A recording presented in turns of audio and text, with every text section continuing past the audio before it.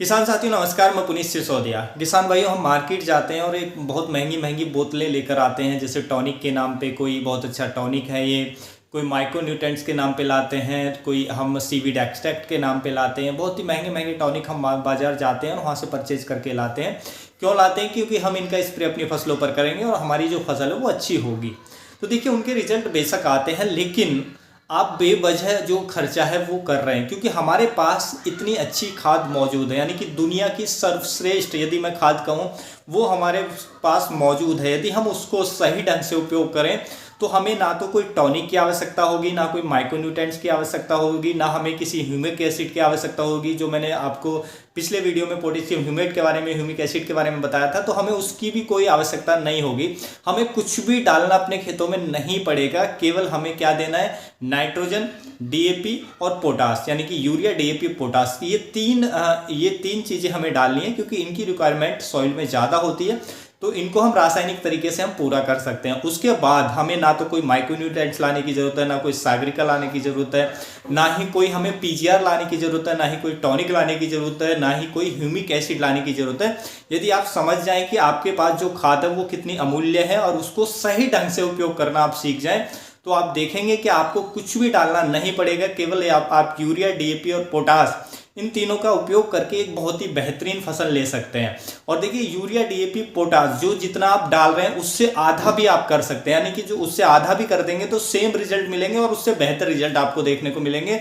कीट व रोग भी आपकी फसलों में कम हो जाएंगे। तो इतनी सर्वश्रेष्ठ खाद हमारे पास जब मौजूद है, तो हम क्यों अपना बेवजह खर्चा कर रहे हैं? हम महंगे महंगे टॉनिक लाकर उससे अपने खेतों को भी बर्बाद कर रहे हैं। और जो हम खाद घर पर हमारे पास मौजूद है, उससे हमारी जो सॉइल की फर्टाइल है वो भी बेहतरीन होगी।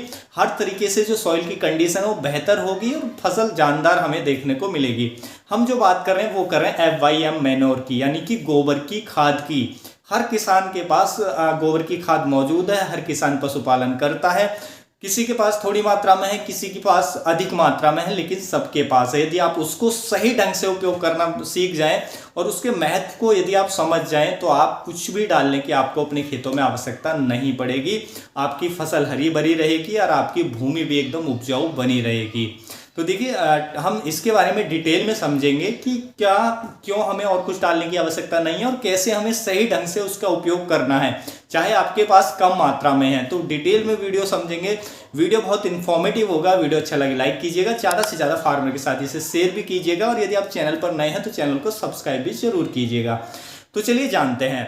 देखिए, सबसे पहले हम बात करें FYM मैन्योर। देखिए, FYM मैन्योर का बहुत सारे किसान भाई अपने खेतों में उपयोग भी करते हैं। FYM मैन्योर यानी कि गोबर की खाद, पशुओं का जो गोबर होता है उसकी खाद हर किसान उपयोग करते हैं। सभी नहीं करते, लेकिन बहुत किसान हैं जो उपयोग करते हैं। लेकिन वो भी जो उपयोग करते हैं वो भी उसको सही ढंग से उसको उपयोग नहीं कर पाते हैं।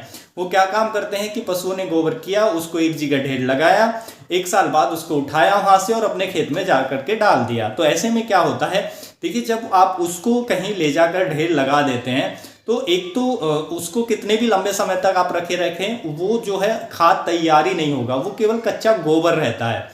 तो पहला नुकसान यह है कि वो कच्चा गोबर रहता है। उसको आप मिट्टी में डालेंगे तो कोई भी न्यूट्रिशन आपकी फसलों को नहीं मिलने वाला है उस टाइम पे। यानी कि आपने मान लीजिए फसल लगाने से पहले वो डाल दिया, तो उस टाइम पे कोई भी न्यूट्रिशन आपकी फसलों को नहीं मिलेगा, क्योंकि उसमें जो न्यूट्रिशन है वो अवेलेबल फॉर्म में ही नहीं है। उसका खाद तैयार ही नहीं हुआ है, वो डिकम्पोज ही नहीं हुआ है।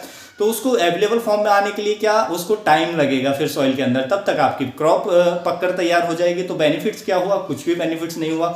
उल्टे आपको नुकसान और देखने को मिलेंगे। नुकसान क्या कि जब आप कच्चा गोबर की खाद अपने खेतों में डालेंगे तो उससे क्या होगा कि आपके खेत में कीट और ज़्यादा बढ़ जाएंगे। कीट में भी जैसे हमारी दीमक का अटैक हो जाएगा। उसके साथ साथ जो हमारा कटवर्म होते हैं, व्हाइट ग्रब होता है, व्हाइट ग्रब का अटैक बहुत ज़्यादा बढ़ जाता है जिस खेत में कच्ची गोबर का उपयोग किया जाता है। व्हाइट ग्रब आप जानते हैं, वो पौधे को, जो छोटा पौधा होता है उसको तने से काट कर गिरा देता है। तो बहुत बड़े पैमाने पर वो नुकसान करता है। तो इससे कीटों की समस्या बढ़ेगी। उसके साथ साथ कच्चा गोबर डालने से क्या है कि हमारे खेतों में खरपतवार की समस्या बढ़ेगी, क्योंकि जो कच्चा गोबर होता है, देखिए पशु क्या खाते हैं, पशु चारा खाते हैं, घास खाते हैं, उसमें घास वगैरह आती है। तो वो वही जो सीड है उसके गोबर के जरिए, वो सीड है, कुछ ऐसे सीड रह जाते हैं जो डिकम्पोज नहीं होते हैं, पशुओं के अंदर भी वो गोबर में आ जाते हैं।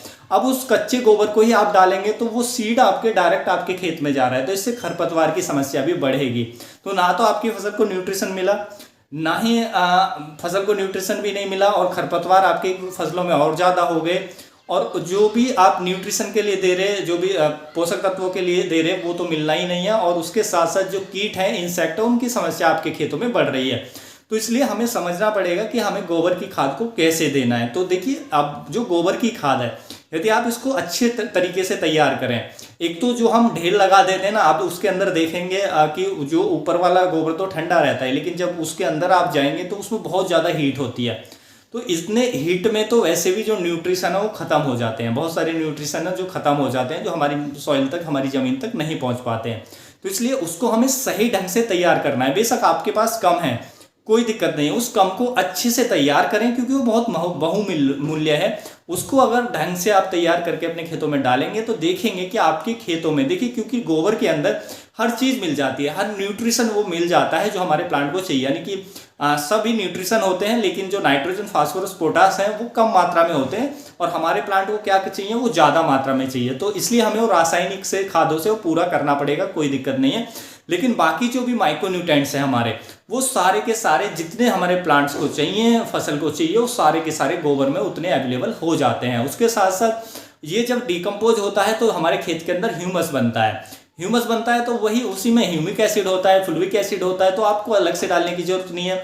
और जब हम गोबर डालेंगे, अच्छा गोबर डालेंगे, तो डिकम्पोज होगा, तो वो कार्बन बढ़ाएगा हमारी मिट्टी में जा करके, और कार्बन बढ़ाएगा, उससे ह्यूमस रिलीज होगा, ह्यूमिक एसिड रिलीज होगा, तो ऑर्गेनिक कार्बन अच्छी मात्रा में रिलीज होगा जब हमारी सॉइल में जा करके। तो एक तो हमारी जो मिट्टी का पीएच है वो कम होगा, जो समस्या आजकल बनी हुई है कि हमारी मिट्टी का पीएच बहुत हाई जा रहा है, तो वो नीचे आने लग जाएगा धीरे धीरे, जिससे जो न्यूट्रिशन है वो अवेलेबल हो जाएंगे। दूसरा, जब ये डिकम्पोज होगा, इसमें से humic acid, organic acid release होंगे, तो वो क्या काम करते हैं, जो हमारे न्यूट्रिएंट्स पड़े हैं उनको अवेलेबल फॉर्म में ला देते हैं और उनकी चिलेटेड फॉर्म तैयार कर देते हैं। चिलेटेड फॉर्म, जब हमारी मिट्टी में जो न्यूट्रिशन पड़े हैं वो चिलेटेड फॉर्म में आ जाते हैं, तो ना तो वो लीच होते हैं और वो हमारे इजीली प्लांट्स को मिल पाते हैं। तो देखिए, ना तो आपको ह्यूमिक एसिड डालने की जरूरत है, ना ही कोई माइक्रोन्यूट्रेंट डालने की जरूरत है, ना ही कोई टॉनिक डालने की जरूरत है, ना ही कोई पीजीआर डालने की जरूरत है। केवल ये डालिए, यूरिया, डीएपी और जो हमारा पोटास है वो डालिए, तो आप देखेंगे आपको आपका जो खर्चा है वो कम हो जाएगा, और फसल जो है वो बहुत अच्छी होगी। आपकी भूमि जो है वो फर्टाइल होती चली जाएगी, क्योंकि उसमें माइक्रोब्स अच्छी संख्या में होंगे, मिट्टी आपकी भुरभुरी हो जाएगी, उसमें एरेशन अच्छा होगा। कोई भी फसल लगाएंगे, रूट फॉर्मेशन आपको जबरदस्त देखने को मिलेगा। कंद वाली फसलें लगाएंगे तो आप देखेंगे कि कंद वाली फसलों का विकास, जैसे आलू है, हमारे मूली है, सलजम है, गाजर है, इनका जो विकास है वो बहुत बेहतरीन देखने को मिलेगा, क्योंकि वो जमीन के अंदर ही अपनी ग्रोथ करती हैं। जो कंद वाली फसलें होती हैं, उनका जो फ्रूट होता है, तो वो अच्छी देखने को मिलेंगी। आपकी सॉइल ओवरऑल जो उसकी कंडीशन है वो बेहतर होती चली जाएगी। उसमें हर जो भी न्यूट्रिशन, माइक्रोन्यूट्रेंट्स प्लांट को चाहिए, वो सारा अवेलेबल उसके अंदर होगा। ह्यूमस उसके अंदर अपने आप बनेगा, ह्यूमिक एसिड अपने आप बनेगा, फ्लूइक एसिड अपने आप बनेगा। तो आपको अलग से कुछ भी डालने की आवश्यकता नहीं है। और जो भी आप खाद डाल रहे हैं उनको भी आप आधा कर दें। जो रासायनिक खाद, डीएपी, यूरिया, पोटास जो भी दे रहे हैं, उनको भी आधी मात्रा में दें, क्योंकि आधी मात्रा में देने से उनकी जो उपयोगिता है वो बढ़ जाएगी। यानी कि वो बहुत 100% उनका की जो उपयोग दक्षता है वो बढ़ जाएगी, कि पौधा जो भी रासायनिक खाद है उनका 100% उपयोग कर पाएगा।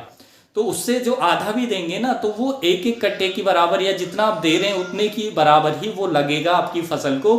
तो आपका खर्चा उधर भी आधा हो गया, आपका टॉनिक, जितना भी आप टॉनिक वगैरह डाल रहे थे वो सब आपका खत्म हो गया। आप जो माइक्रोन्यूट्रेंट डाल रहे थे उसकी कोई जरूरत नहीं है, तो सारा पैसा आपका सेव हो गया।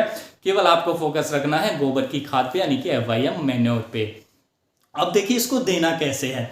तो देखिए, आपको इसको ढेर नहीं लगाना है। जो भी पशु आपका गोबर कर रहा है, जितना भी है, कोई दिक्कत नहीं है।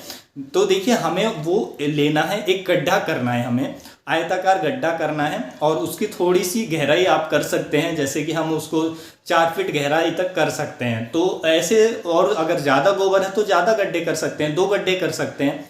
तो उसमें सबसे पहले नीचे जो भी फसलों के अवशेष हों, जैसे आपकी पुआल हो, सूखी हुई पुआल, धान जिसको हम बोलते हैं, धान की जो पुआल होती है, तो उसको बिछा सकते हैं। गन्ने की पत्तियों को उस नीचे गड्ढे पे बिछा दें अच्छे से। उसके बाद उसमें जो भी गोबर आप उसको भर दें, आप चाहें तो बीच बीच में और भी लेयर जो हमारे फसलों से के अवशेष हैं उनकी लगा सकते हैं। तो देखिए, हम जो भी फसलों के अवशेष हैं उनको भी हमें ज़्यादा से ज़्यादा डिकम्पोज करके अपने खेतों में ही डालना है, इससे उर्वरा शक्ति और बेहतर होगी। तो हमें जो हमारे पास भी साधन अवेलेबल हैं उनको अच्छे से यदि हम उपयोग करना सीख जाएं तो हमें हमारा खर्चा कम हो जाएगा, फसल अच्छी हो जाएगी, मिट्टी अच्छी फर्टाइल भी आपकी हो जाएगी।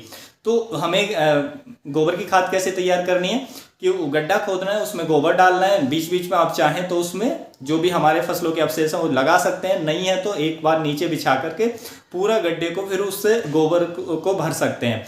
उसके बाद उसमें आप लाठी की सहायता से उसमें गड्ढे करेंगे बीच बीच में, और उसमें जो वेस्ट डिकम्पोजर आता है हमारा, वेस्ट डिकम्पोजर आप जानते हैं 20 रुपये की बोतल मिल जाती है, या आप किसी किसान के पास है तो उससे भी कल्चर लेकर के, उनसे कल्चर उसका लेकर के आप उसको मल्टीप्लाई कर सकते हैं।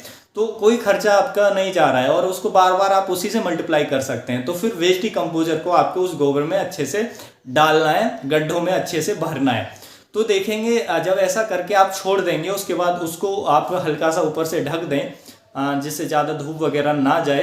तो ऐसा, या तो पत्तियों से आप फसलों के अवशेष से ढक सकते हैं, या कुछ भी जो हमारी टाट की बोरी वगैरह आती हैं उससे ढक सकते हैं। और थोड़ा सा आप उसमें छिड़काव करते रहें पानी का, यदि ज़्यादा हीट हो, ज़्यादा गर्मी हो तो उसमें नमी बनी रहे आपके खाद के अंदर। उसके बाद आप देखेंगे कि आपका 30 से 40 दिन में जो खाद है वो अच्छे से बनकर तैयार हो जाएगा। 40 दिन में या 2 महीने में मैक्सिमम उतना ले सकता है। तो उतने में आप देखेंगे कि आपका जो खाद है वो अच्छे से तैयार हो जाएगा। अब देखिए, तैयार खाद की पहचान कैसे होती है। देखिए, उस खाद में एक तो स्मेल आपको बिल्कुल नहीं आएगी, यानी कि कोई भी दुर्गंध नहीं आएगी, उसमें बिल्कुल भी ढेले आपको नहीं दिखेंगे, वो एकदम भुरभुरी होगी, जैसे कि चाय की पत्ती होती है ना, ऐसे बिखरी हुई खाद होगी और बहुत ही अच्छे से वो तैयार होती है। ना ही उसमें हीट जनरेट होती है जब हम डिकम्पोज उसमें डालते हैं, वेज डिकम्पोजर डालते हैं, तो वो जो खाद है बहुत ही अच्छी तैयार होती है। फिर आप उसको अपने खेतों में उपयोग करें, जितनी भी आप डाल सकते हैं उतनी डाल सकते हैं, जितने आप तैयार कर रहे हैं, जितना भी आपका एरिया है उस हिसाब से आप डाल सकते हैं, कोई दिक्कत नहीं है। लेकिन जितनी भी है आपके पास उसका सदुपयोग आप करें अपने खेतों के अंदर, तो देखेंगे बहुत ही अच्छे रिजल्ट आपको देखने को मिलेंगे। तो हमें यही करना है कि जो हमारे पास अवेलेबल चीज़ें हैं, जो हमारे पास संसाधन मौजूद हैं, हमें उनको बेहतर तरीके से अपनी फसलों में, अपने खेतों में उपयोग करना है, जिससे हमारा खर्चा भी बढ़े और जो हमारी भूमि है वो भी हमारी फर्टाइल हो और अच्छी हो। तो उम्मीद है किसान भाइयों, जो आज की जानकारी है आपको अच्छी लगी होगी। जानकारी अच्छी लगी तो वीडियो को लाइक कीजिएगा, ज़्यादा से ज़्यादा फार्मर के साथ इसे शेयर कीजिएगा ताकि उन तक भी ये जानकारी पहुँच सके। मिलूंगा मैं आपको एक और नई वीडियो में नई जानकारी के साथ, तब तक के लिए आप अपना ख्याल रखिएगा। धन्यवाद।